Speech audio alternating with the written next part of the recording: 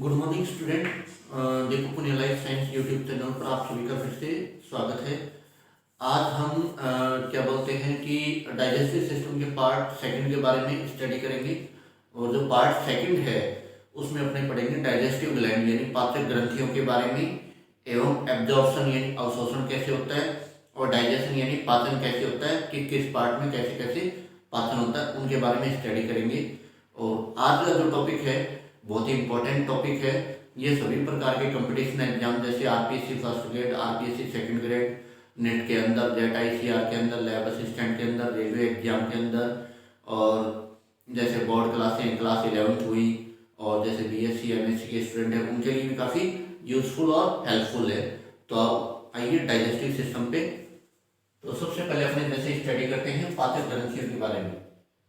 पाचक ग्रंथियां, पाचक ग्रंथि, पाचक ग्रंथि यानी पाचक ग्रंथि को अपने क्या बोलते हैं? Digestive gland, digestive gland, digestive gland, पाचक ग्रंथि या डाइजेस्टिव ग्लैंड। इनकी जो उत्पत्ति है, इनकी उत्पत्ति किससे हुई है? भ्रूणीय एंडोडर्म से। किससे हुई डाइजेस्टिव ग्लैंड की? भ्रूणीय एंडोडर्म से इनकी उत्पत्ति, भ्रूणीय एंडोडर्म से उत्पत्ति हुई इनकी। किससे? भ्रूणीय एंडोडर्म से उत्पत्ति। तो मोस्टली 3 प्रकार की होती है। मोस्टली कितने प्रकार की है पाचक ग्रंथि? अपने 3 प्रकार की। एक तो अपने जैसे बोलते हैं लार ग्रंथि, लार ग्रंथि। एक अपनी हो गई अग्नाशय ग्रंथि, अग्नाशय ग्रंथि, अग्नाशय ग्रंथि पैंक्रियास ग्लैंड। और एक होगी अपनी यकृत ग्रंथि, हिपेटिक ग्लैंड, यकृत ग्रंथि। तो 3 हो गई। एक तो सेल्यूलरी ग्लैंड, सेल्यूलरी, सेल्यूलरी ग्लैंड, सेल्यूलरी ग्लैंड बोलते हैं इसको, सेल्यूलरी ग्लैंड। ये पैंक्रियास ग्लैंड हो गई, पैंक्रियास ग्लैंड। और हिपेटिक ग्लैंड,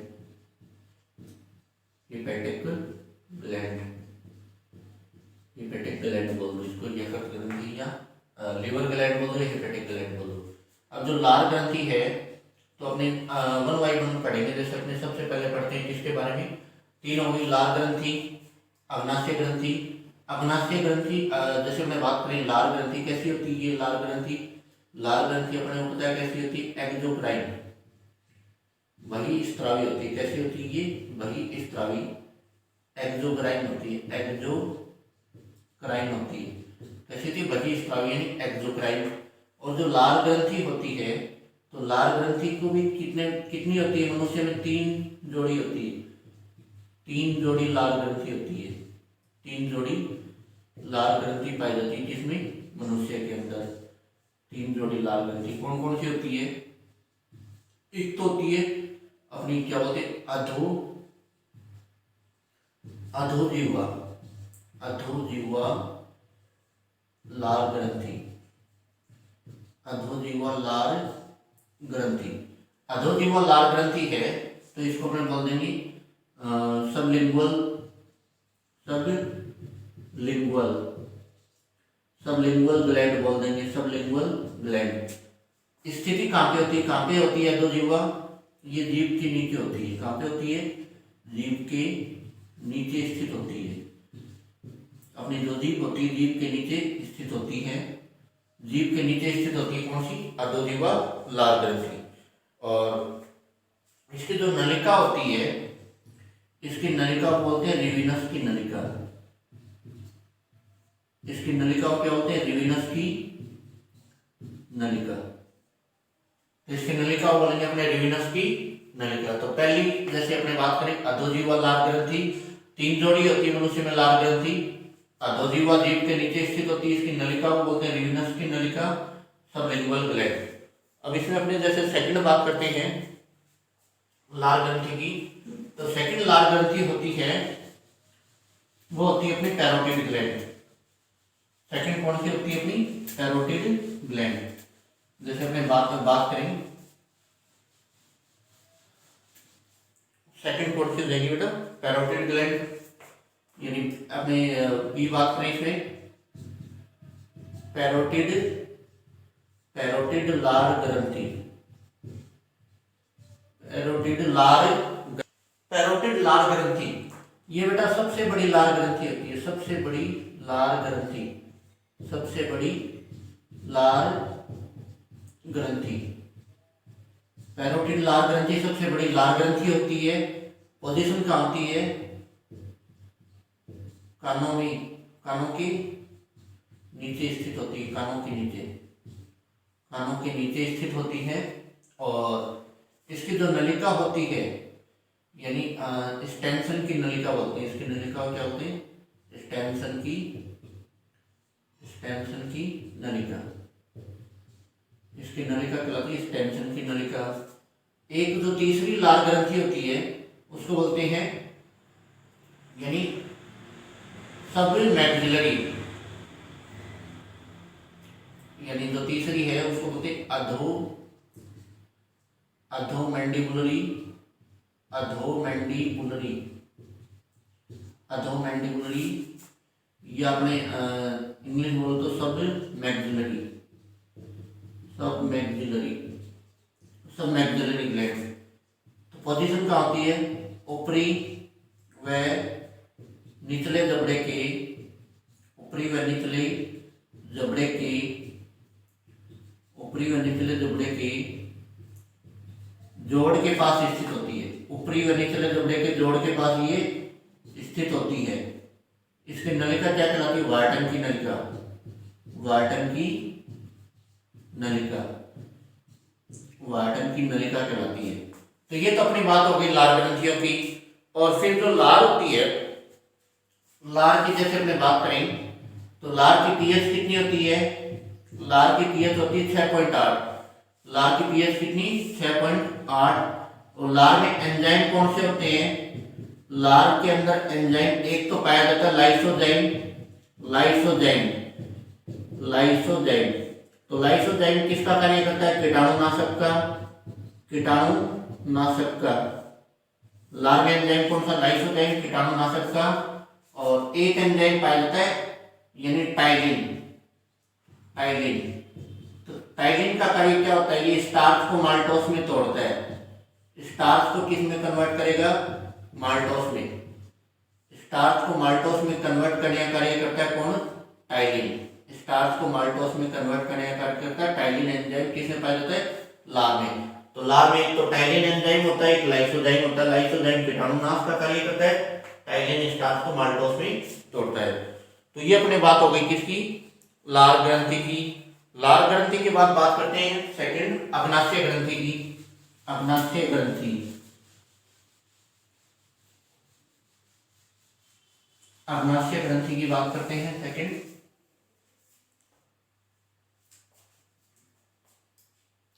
अग्नाशय ग्रंथि, अग्नाशय ग्रंथि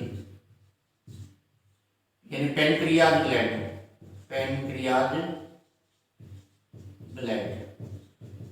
अग्नाशय ग्रंथि कैसी होती है? बहिस्त्रावी एवं अंतःस्त्रावी, बहिस्त्रावी व अंतःस्त्रावी यानी मिश्रित प्रकार की होती है। दोनों मिक्स रूप में पाए जाते हैं, बहिस्त्रावी और अंतःस्त्रावी दोनों का मिक्स रूप पाया जाता है।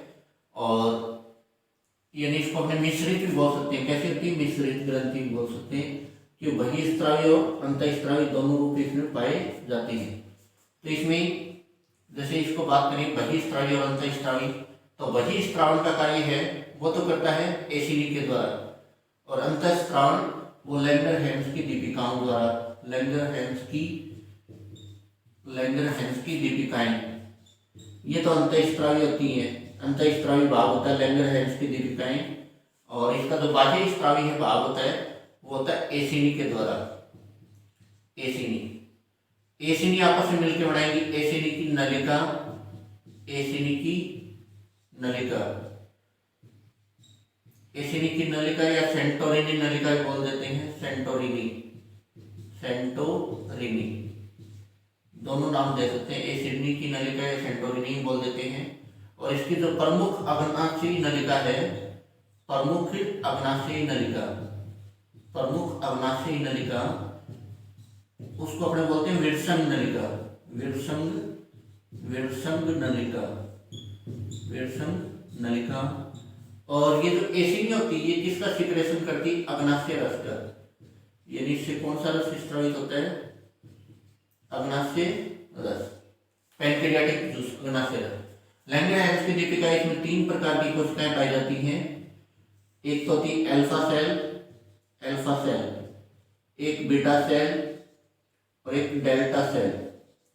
अल्फा सेल है ये ग्लूकेगोन का स्त्रवण करती है, ग्लूकेगोन का।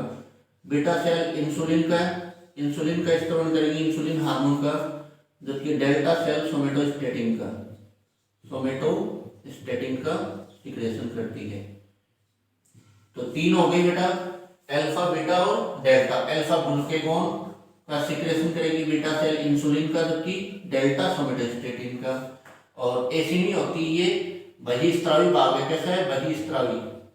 बहिस्त्रावी भाग है। और अंतःस्त्रावी भाग है, ये लैंगरहैंस की दीपिका है।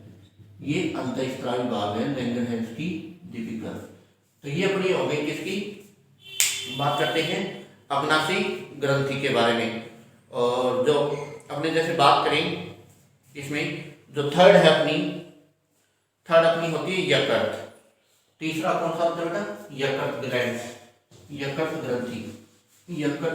ग्रंथि की।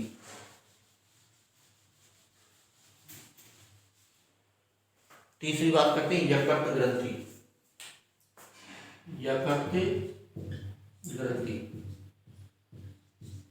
ये सबसे बड़ी ग्रंथि होती है, सबसे बड़ी पाचक ग्रंथि ये यकृत ग्रंथि, सबसे बड़ी पाचक ग्रंथि। और यकृत ग्रंथि है सबसे बड़ी पाचक ग्रंथि हो गई। इसका जो वेट है, वजन, भार कितना होता है? 1 से 1.5 किलोग्राम, 1 से 1.5 किलोग्राम। और इसको हिपर भी बोल देते हैं, यकृत को अपने हिपर भी बोल देते हैं। यकृत की कितनी पालियां होती है मनुष्य में? यकृत की 4 पालियां पाई जाती है, 4 पालियां। मनुष्य के अंदर यकृत की कितनी पालियां पाई जाती है? 4 पालियां पाई जाती है। और इसमें यकृत में क्या होता है? यकृत के अंदर विटामिन ए, विटामिन डी और विटामिन ए, विटामिन डी और साथ साथ इसमें किसका विटामिन ए, विटामिन डी और B12 का संग्रह होता है। विटामिन B12 का संग्रह होता है इसमें। और इसके अतिरिक्त हिपेरिन का संश्लेषण होता है। हिपेरिन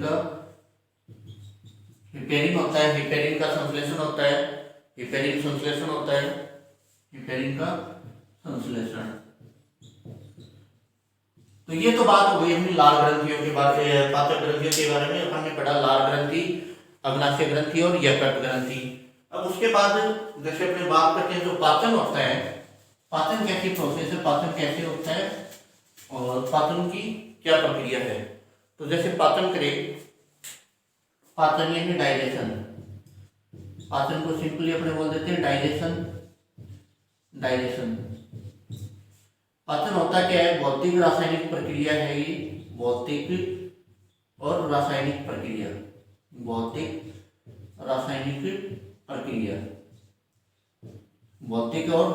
प्रक्रिया है पाचन। तो जैसे पाचन में अपने बात करें, सबसे पहले मुख में पाचन, मुख गुहा में पाचन। तो मुख गुहा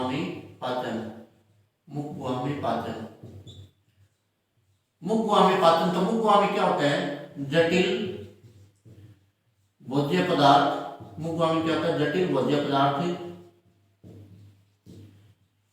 यानी जटिल भोज्य पदार्थ इसको सरल में बदलते हैं, यानी छोटे छोटे टुकड़ों में कन्वर्ट करते हैं। जटिल भोज्य पदार्थ को सरल भोज्य पदार्थ में परिवर्तित करते हैं, सरल भोज्य पदार्थ में। जटिल भोज्य पदार्थ इसको सरल भोज्य पदार्थ।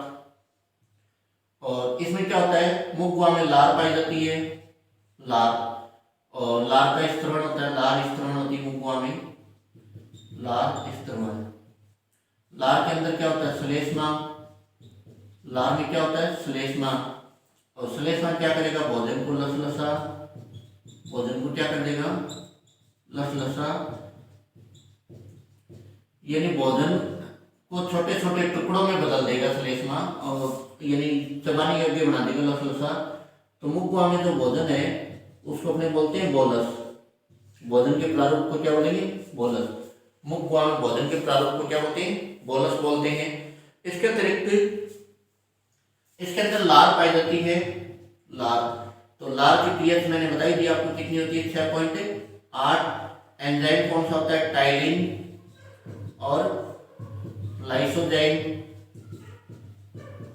टाइलिन और लाइसोजाइम। लाइसोजाइम कीटाणु का नाश करता है, और जो टाइलिन एंजाइम है, टाइलिन एंजाइम क्या करता है? स्टार्च को माल्टोस में कन्वर्ट करेगा। टाइलिन एंजाइम क्या करेगा? स्टार्च को किस में कन्वर्ट कर देगा? माल्टोस में कन्वर्ट कर देगा। ये टाइलिन की प्रेजेंस में होता है, स्टार्च को माल्टोस में, जबकि लाइसोजाइम कीटाणुनाश का कार्य करता है, कीटाणुनाशक है ये। तो सबसे पहले मुखवा के अंदर भोजन का पाचन होगा। मुखवा में भोजन कैसे परिवर्तित हो जाएगा? बोलस में। और ये बोलस किस में जाएगा? ग्रसनी से होते हुए किस में चला जाता है? ग्रसिका के अंदर जाता है। किस में जाएगा? ग्रसिका में।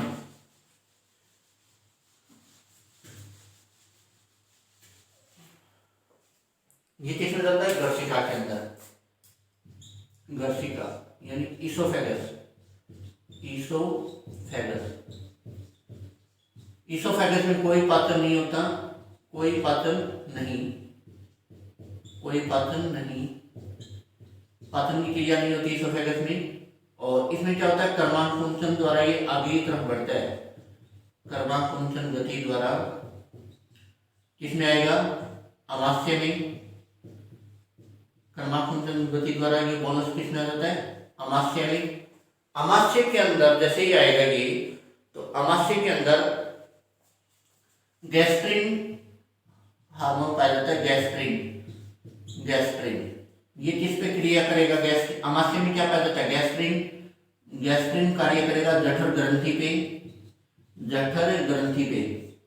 जठर ग्रंथि से किसका सिक्रेशन होगा? जठर रस का। अमाशय में क्या पाया जाता है? गैस्ट्रिन किस पे कार्य करेगा? जठर ग्रंथि पे। और जठर ग्रंथि से किसका सिक्रेशन होता है? जठर रस का। और जो जठर रस होता है, जठर रस में जैसे बात करें 98.5% तो जल होता है, जबकि 1.5% इसके अंदर ठोस पदार्थ होता है जठर रस में। यानी 98.5% तो जल, 1.5% ठोस होता है। और जो मनुष्य होता है, मनुष्य प्रतिदिन 1 से 1.5 लीटर जठर रस प्रतिदिन स्त्रावित करता है मनुष्य। कितना? 1 से 1.5 लीटर प्रतिदिन। मनुष्य के अंदर प्रतिदिन कितना सिक्रेशन होता है? 1 से 1.5 लीटर जठर रस का। अब जैसे अपने जठर रस की बात करें, तो जठर रस के अंदर क्या क्या पाया जाता है उसके बारे में बात कर लेते हैं।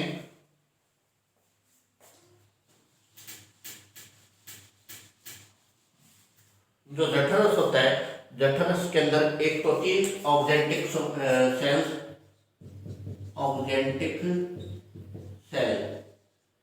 ऑक्जेंटिक सेल क्या करेगी? HCl का सिक्रेशन, HCl का स्त्रवण करती है।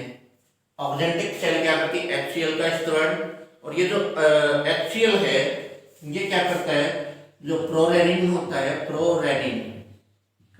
प्रोरेनिन इसको किस में कन्वर्ट करेगा? रेनिन में। रेनिन कैसा होता है? एक्टिव। और ये कैसा होता है? किसकी प्रेजेंस में? HCl की उपस्थिति में। अब ये जो रेनिन होता है, रेनिन का क्या फंक्शन होता है? रेनिन क्या करेगा? जो अपना मिल्क होता है, यानी दूध होता है अपना, दूध मिल्क को क्या बोलते हैं? दूध। इसको कन्वर्ट करेगा किसमें? कर्ड में। कर्ड बोलते हैं दही को। किसकी प्रेजेंस में? रेनिन की प्रेजेंस में। रेनिन की। तो प्रोरेनिन किसमें कन्वर्ट हुआ? रेनिन में। किसकी प्रेजेंस में? HCl की प्रेजेंस में। HCl का सिक्रेशन किससे हुआ? ऑक्जेंटिक सेल से। ऑक्जेंटिक सेल किसमें पाई जाती है? जठर रस में पाई जाती है। किसमें पाई जाती है? जठर रस के अंदर। किसमें मिलती है ये? जठर रस के अंदर। अब तो पहले तो ये बात होगी भाई किसमें कन्वर्ट क्या हो रहा है। उसके बाद जैसे इसमें जो एक होता है पैप्सिनोजन, पैक्सिनोजन किस में कन्वर्ट होता है? पैक्सिन में। पैक्सिन ये भी किसकी प्रेजेंस में? HCl। पैक्सिन कैसा होता है? एक्टिव। अभी जो पैक्सिन होता है, पैक्सिन का वर्क क्या होता है? ये प्रोटीन को विघटित करने का कार्य करता है। प्रोटीन पैक्सिन की प्रेजेंस में किस में टूटेंगे? पेप्टोन्स में। यानी प्रोटीन का विघटन करेगा कौन? पैक्सिन। प्रोटीन का विघटन कौन करता है? अपना पैक्सिन। इसके अतिरिक्त इसमें जैसे अपने बात करें जठरस के अंदर, तो जठरस के अंदर एक पाया जाता है मोटेलिन हार्मोन। कार्य क्या करता है? कर्माकुंचन को बढ़ाता है मोटेलिन। इसके बाद एक अपना जो जठरस होता है, जठरस के अंदर जो क्या पाया जाता है? एक तो मोटेलिन हो गया, एक जठर लाइपेज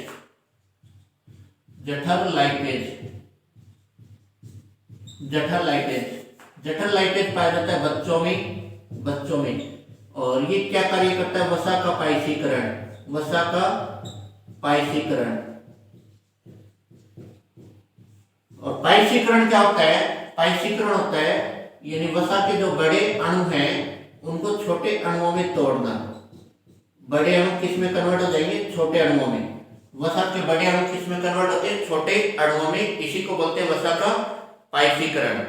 और वसा का पायसीकरण बोल दो, या जो वसा है, वसा को अपने ये भी बोल सकते हैं वसा का पायसीकरण, या जो वसा को किस में तोड़ता है? वसीय अम्ल प्लस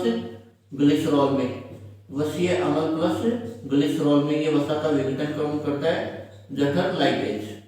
तो जठर लाइपेज का फंक्शन बच्चों में पाया जाता है। जठर लाइपेज वसा का पायसीकरण करता है, वसा के बड़े अणुओं को छोटे अणुओं में यानी वसीय अम्ल और ग्लिसरॉल में ये विघटित करता है। इसके अतिरिक्त अपने बात करें आहार नाल में सीरेटोनिन पाया जाता है। सीरेटोनिन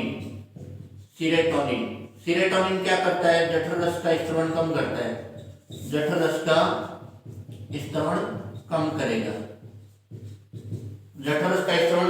है। कौन? सीरेटोनिन। अब इसके बाद जैसे ये अमाशय के अंदर जो भोजन है इसको बोलते हैं काइम। अमाशय में पतित भोजन क्या कहलाता है? काइम। पतित भोजन यानी अमाशय में जो भोजन पतित होगा उसको अपने क्या बोलते हैं? काइम। एग्जाम में इंपॉर्टेंट क्वेश्चन आता है, अमाशय में पतित भोजन क्या कहलाता है? काइम। अब ये जो काइम है, ये काइम किस में प्रवेश करेगा? यानी अगला जो पार्ट है ये पार्ट करता है किसमें? ड्यूडिनम यानी ग्रहणी में प्रवेश करता है। ड्यूडिनम के अंदर पाचन, यानी ग्रहणी में कैसे कैसे पाचन होता है? ग्रहणी के अंदर प्रवेश करेगा। ग्रहणी को अपने बोलते हैं ग्रहणी में पाचन।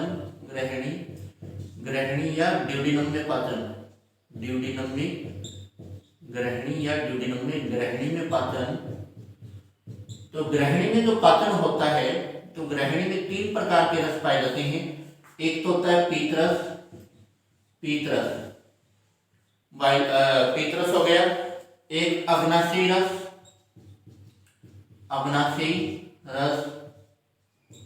और एक होता है आंतरीय रस।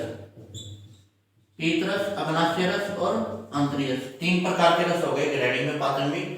पीतरस, अग्नाशय रस और आंतरीय रस। तो पहले अपने जैसे पीतरस की बात करें, पीतरस तो इसका स्त्रवण किससे होता है? पीतरस का स्त्रवण यकृत से होता है। किससे होता है? यकृत यानी लीवर से। पीतरस का स्त्रवण किससे होगा? यकृत से। और ये जो पीतरस है, पीतरस क्या होता है? किसमें एकत्रित होता है? पित्ताशय में एकत्रित होता है। किसमें? पित्ताशय में एकत्रित होता है। फिर क्या होता है? कोलिसिस्टोकाइनिन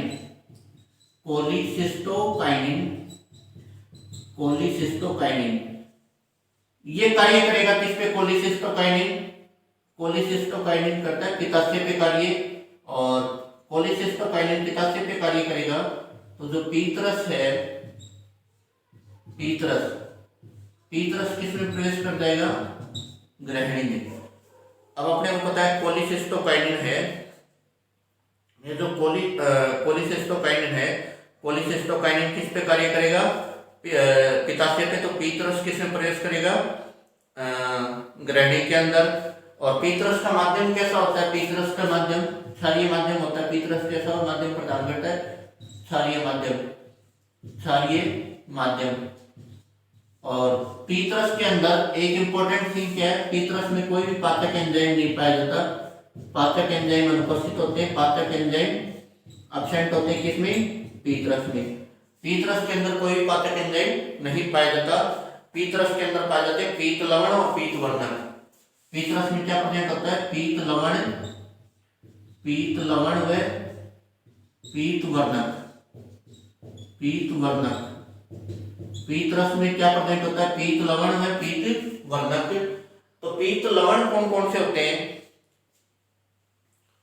एक तो होता है पीत लवण की बात करें, sodium glycolate, sodium glycolate, sodium taurocholate, sodium glycolate, sodium taurocholate, sodium glycolate हो गया, सोडियम टोरोकोलेट हो गया, सोडियम बाइकार्बोनेट हो गया, sodium bicarbonate, sodium bicarbonate, taurocholate, ये तीनों पीतरस हैं, पीत लवण है। और पीत लवण किसमें हेल्पफुल होते हैं, वसा के पाइशीकरण में, वसा के पाइशीकरण में, वसा के पाइशीकरण में ये हेल्पफुल होते हैं, वसा के पाइशीकरण में। यानी पीत लवण कौन कौन से, sodium glycolate, sodium taurocholate, sodium bicarbonate, किसमें हेल्पफुल होते हैं, वसा के पाइशीकरण में। तो पीतरस यानी पीतरस का स्त्रवण किससे होगा, यकृत से, पित्ताशय में एकत्रित होता है। पित्ताशय में क्या होता है, कोलिसिस्टोकाइनिन पित्ताशय पे कार्य करेगा। पीतरस किसमें है, ग्रैणी में। पीतरस में कोई भी पाचक एंजाइम नहीं पाया जाता। पीतरस का माध्यम कैसा होता है, क्षारीय। पीतरस के अंदर पीत लवण और पीत वर्धक होते हैं। पीत लवण sodium glycolate, sodium taurocholate, sodium bicarbonate कार्य क्या करते हैं, वसा का पाइशीकरण करते हैं। फिर जो पीतरस है, पीतरस की जैसे अपने पीएच की बात करें तो पीतरस की पीएच कितनी होती है, पीतरस की पीएच अपने नॉर्मली 7.8 होती है। पीतरस की पीएच कितनी होती है, 7.8। पीतरस की पीएच की बात करें, पीएच कितनी होगी, 7.8। और पीत वर्धक कौन से होते हैं, पीत वर्धक एक तो होता है बिलीवर्डिन, तो ये तो हरा रंग देता है। एक होता है बिलीरुबिन, ये पीला रंग प्रदान करता है। तो बिलीवर्डिन और बिलीरुबिन ये दो पीत वर्धक पाए जाते हैं। तो इनका बिलीवर्डिन हरा, बिलीरुबिन कैसा होता है, पीला। और उसके बाद जैसे अपने बात करें अग्नाशय रस, पैंक्रियाटिक जूस। अग्नाशय रस को पूर्ण पाचक रस भी बोलते हैं, पूर्ण पाचक रस। अग्नाशय रस को क्या बोलते हैं, पूर्ण पाचक रस, क्योंकि इसमें कार्बोहाइड्रेट, प्रोटीन और लिपिड तीनों का ही पाचन होता है, इसलिए उसको बोलते हैं पूर्ण पाचक रस। कार्बोहाइड्रेट, प्रोटीन और लिपिड तीनों का इसमें पाचन होता है, इसलिए बोलते हैं पूर्ण पाचक रस। और जो अग्नाशय रस है, पीएच कितनी होती है इसकी, यानी 7.5 से 8 के बीच में होती है। अग्नाशय रस की पीएच 7.5 से 8 के बीच में। अब जो अग्नाशय रस होता है, अग्नाशय रस के अंदर एक तो पाया जाता है पैनक्रियाज अमाइलेज,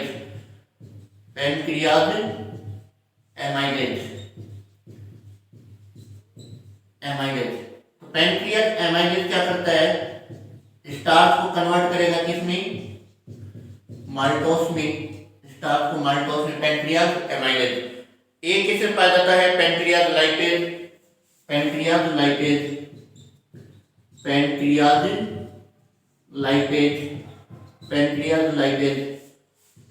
लाइपेज वसा को किसमें कन्वर्ट करता है, वसीय अम्ल में, वसा को कन्वर्ट करेगा किसमें, वसीय अम्ल में, पैनक्रियाज लाइपेज। उसके बाद जैसे इसमें अपने बात करें जो ट्रिप्सिनोजन है वो किसमें कन्वर्ट होगा, ट्रिप्सिन में। ट्रिप्सिनोजन किस में कन्वर्ट होता है? ट्रिप्सिन में। ट्रिप्सिनोजन किस में कन्वर्ट होता है? ट्रिप्सिन में, एंटेरोकाइनेज की उपस्थिति में। इससे बात करें ट्रिप्सिनोजन, अक्रिय होता है, इनएक्टिव होता है ट्रिप्सिनोजन, किसमें कन्वर्ट होगा? ट्रिप्सिन में। एंजाइम कौन सा काम में लेते हैं? एंटेरोकाइनेज। एंटेरोकाइनेज एग्जाम में पूछे जाते हैं बेटा, कौन सा एंजाइम काम में लेता है? ट्रिप्सिनोजन किस में कन्वर्ट होगा? ट्रिप्सिन में। काम में एंजाइम कौन सा था? एंटेरोकाइनेज। और ये जो ट्रिप्सिन है, ट्रिप्सिन क्या करता है? प्रोटीन का पाचन।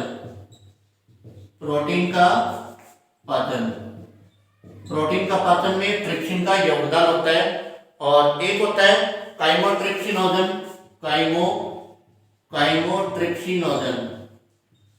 काइमोट्रिप्सिनोजन। तो काइमोट्रिप्सिनोजन किस में कन्वर्ट होगा? काइमोट्रिप्सिन में। और किसकी प्रेजेंस में होता है? काइमोट्रिप्सिनोजन है, ये किस में कन्वर्ट होता है? काइमोट्रिप्सिन में। और किसकी प्रेजेंस में? ट्रिप्सिन की प्रेजेंस में। और जो काइमोट्रिप्सिन है, काइमोट्रिप्सिन भी क्या कार्य करता है? प्रोटीन का पाचन करता है। किसका पाचन करता है? प्रोटीन का पाचन। तो ये भी प्रोटीन का पाचन करेगा। इसके अतिरिक्त इसमें पाया जाता है जैसे कार्बोक्सीपेप्टिडेज।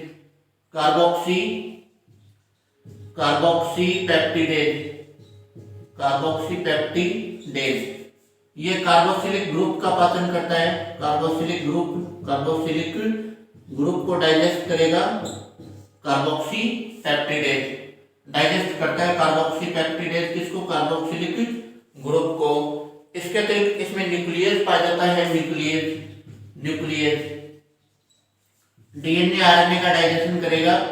डीएनए एंड आरएनए का डाइजेशन करता है। डीएनए और आरएनए का डाइजेशन करता है कौन? न्यूक्लियस। उसके बाद जैसे अपने बात करें इसके अंदर जो अगला है, पहला अग्नाशयरस हो गया, पीतरस हो गया। थर्ड इसके अंदर होता है आंतरीय रस, यानी आंतरीय रस के बारे में बात करें।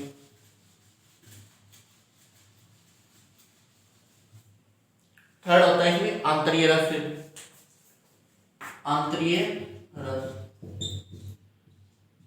रस। सक्सेस इंट्रीगस बोलते हैं आंतरीय रस को। और इसका स्त्रोण होता है लीवर खून की दरारों से। किससे होता है? लीवर खून की दरारों से। और लीवर खून की जो दरारें हैं ये किससे प्रेजेंट होती है? इलियम में। लीवर खून की दरारें किसमें प्रेजेंट रहती है? इलियम में। लीवर खून की दरारें किसमें पाई जाती है? इलियम में। और इसके अंदर पाई जाती है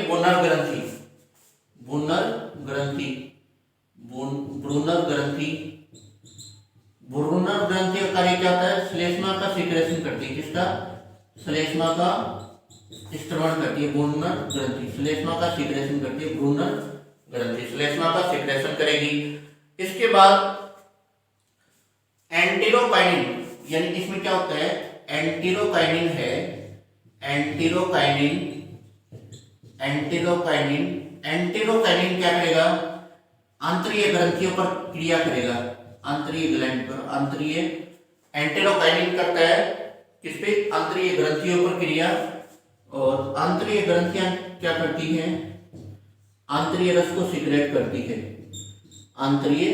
तो एंटेरोकाइनिन का कार्य क्या हुआ? एंटेरोकाइनिन क्या करता है? आंतरीय ग्रंथियों पर कार्य, और ये आंतरीय रस को सीक्रेट करती है। उसके बाद क्या होता है? इसके अंदर एंजाइम पाए जाते हैं। जैसे आंतरीय रस में कौन कौन से? एक तो इन्वर्टेज पाया जाता है। इन्वर्टेज एंजाइम पाया जाता है आंतरीय रस में। इन्वर्टेज के अतिरिक्त अन्य जो एंजाइम कौन कौन से होते हैं? लैक्टेज पाया जाता है। सुक्रेज पाया जाता है। इन्वर्टेज पाया जाता है, लैक्टेज पाया जाता है, सुक्रेज पाया जाता है, माल्टेज पाया जाता है, न्यूक्लियस पाया जाता है। माल्टेज एंड न्यूक्लियस, ये सारे एंजाइम किसे पाए जाते हैं? आंतरीय रस में। और इसके अंदर सभी का पाचन होता है। एक्सक्रेप्शन क्या होता है? सेलुलोज को छोड़कर आंतरीय रस में सभी का पाचन होता है। सेलुलोज को छोड़कर सेलुलोज को छोड़कर सभी का पाचन होता है किसमें? आंतरीय रस में। तो उसके बाद जैसे अपने बात करें तो ये तो अपनी बात होगी बेटा किसकी? पाचन के बारे में। तो पाचन के बाद जैसे अपने अवशोषण की बात करें, एब्जॉर्प्शन क्या होता है? एब्जॉर्प्शन यानी अवशोषण। एब्जॉर्प्शन एब्जॉर्प्शन एब्जॉर्प्शन है, इसको बोल देंगे अवशोषण। अवशोषण तो ये क्या होता है? यानी पाचन से जो उत्पाद प्राप्त होते हैं, पाचन से प्राप्त उत्पाद, पाचन से प्राप्त उत्पाद है, इनको किन में मिलते हैं? ये ब्लड के अंदर। तो इसी को अपने क्या बोलते हैं? एब्जॉर्प्शन। पाचन से प्राप्त उत्पाद का किसमें मिलना? रक्त में मिलना। इसी को अपने क्या बोलते हैं? एब्जॉर्प्शन। तो एब्जॉर्प्शन अलग अलग पार्ट के अंदर अलग अलग होता है। जैसे अपने मुख के अंदर बात करें, मुख के अंदर जैसे मेडिसिन औषधियों का होता है, मेडिसिन वगैरह का। मुख के बाद जैसे स्टमक की बात करें, स्टमक यानी अमाशय के अंदर बात करें तो मुख के बाद अमाशय, तो अमाशय के अंदर जैसे वाटर, शुगर, एल्कोहल, इनका एब्जॉर्प्शन होगा। एल्कोहल,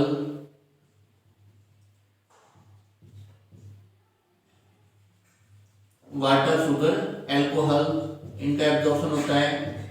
और जैसे अपने बात करें वाटर, शुगर, एल्कोहल के बाद जैसे इंटेस्टाइन के अंदर, इंटेस्टाइन, तो इंटेस्टाइन होता है। इंटेस्टाइन के अंदर जैसे ग्लूकोज, फ्रक्टोज, इनका ग्लूकोज, फ्रक्टोज, इनका एब्जॉर्प्शन होता है। तो एब्जॉर्प्शन का मोस्टली यही है कि पाचन से जो उत्पाद प्राप्त होते हैं उनको ब्लड के अंदर मिलना, उसी को अपने क्या बोलते हैं? एब्जॉर्प्शन बोलते हैं।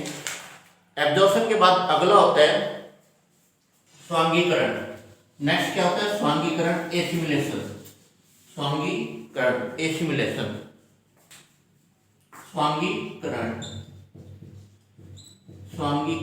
स्वांगीकरण बोलते हैं एसिमिलेशन। एसिमिलेशन, स्वांगीकरण क्या होता है? जो रक्त होता है, रक्त से जो उत्पाद है वो किसमें जाएंगे? कोशिकाओं में, कोशिकाओं में। और कोशिकाओं से ये कोशिका द्रव में उपयोग ले लिए जाते हैं। कोशिका द्रव में उपयोग यानी अपने रक्त, यानी जो पाचित उत्पाद है वो किसमें गया? रक्त में। रक्त से किसमें जाएगा? कोशिकाओं में। कोशिका से कोशिका द्रव में इसका उपयोग ले लिया जाएगा। इसी को अपने क्या बोलते हैं? स्वांगीकरण। और स्वांगीकरण के बाद अगली जो क्रिया है वो होती है मल त्याग। मल त्याग, मल त्याग को बोलते हैं ईगेशन। ईगेशन, मल त्याग, मल त्याग को क्या बोलते हैं? ईगेशन। ईगेशन कैसी, यानी मल त्याग कैसी क्रिया? ऐच्छिक क्रिया। ऐच्छिक क्रिया, ऐच्छिक क्रिया। मल त्याग कैसी क्रिया? ऐच्छिक क्रिया। और मल में जो दुर्गंध होती है, मल में दुर्गंध, तो मल में दुर्गंध का कारण कौन कौन से होते हैं? स्केटोल, इंडोल, क्रिसोल। स्केटोल दुर्गंध बोल रही है, विशेष गंध, स्केटोल, इंडोल और क्रिसोल, इनके कारण विशेष गंध आती है मल के अंदर। स्केटोल, इंडोल और क्रिसोल के कारण। और मल का रंग, जो मल का रंग है, मल का रंग यानी मल का रंग स्टरकोबिलिन के कारण होता है। स्टरकोबिलिन, स्टरकोबिलिन के कारण, यूरोकोबिलिन के कारण, स्टरकोबिलिन, यूरोकोबिलिन के कारण। मल का रंग किसके कारण होता है? स्टरकोबिलिन और यूरोकोबिलिन के कारण। उसके बाद भोजन का पाचन है वो क्षुद्रांत्र में पूर्ण होता है। ये इंपॉर्टेंट है। जैसे भोजन का पाचन है, भोजन का पाचन, भोजन का पाचन कहाँ पे कंप्लीट होता है? क्षुद्रांत्र में। कहाँ पे? क्षुद्रांत्र, क्षुद्रांत्र में कंप्लीट होता है भोजन का पाचन, क्षुद्रांत्र में पूर्ण होता है। और आमाशय के खाली रहने पर दर्द होता है। आमाशय के खाली रहने पर दर्द, आमाशय खाली रहने पर, खाली रहने पे क्या होगा? दर्द होगा, जिसको अपने क्या होते हैं? Hunger pains. हंगर पेन्स, आमाशय खाली रहने पर जो दर्द होता है उसको क्या बोलते हैं? हंगर पेन्स बोलते हैं। तो बेटा आज अपन ने डाइजेस्टिव सिस्टम को कंप्लीट किया है। तो आशा करते हैं आज आपको वीडियो पसंद आया होगा। तो प्लीज़ चैनल को लाइक शेयर और सब्सक्राइब करें। और इस टॉपिक से नो डाउट कि एग्जाम में 100% क्वेश्चन पुट अप होते हैं। डाइजेस्टिव सिस्टम बहुत ही इंपॉर्टेंट टॉपिक है। तो प्लीज़ इसको ज़्यादा से ज़्यादा वीडियो को शेयर करें। और इसका जो फर्स्ट पार्ट है वो डिस्क्रिप्शन में दिया है, तो वहाँ से जाके आप देख सकते हैं। अगले वीडियो के अंदर अपने कुछ नया लेके आए। तब तक के लिए धन्यवाद।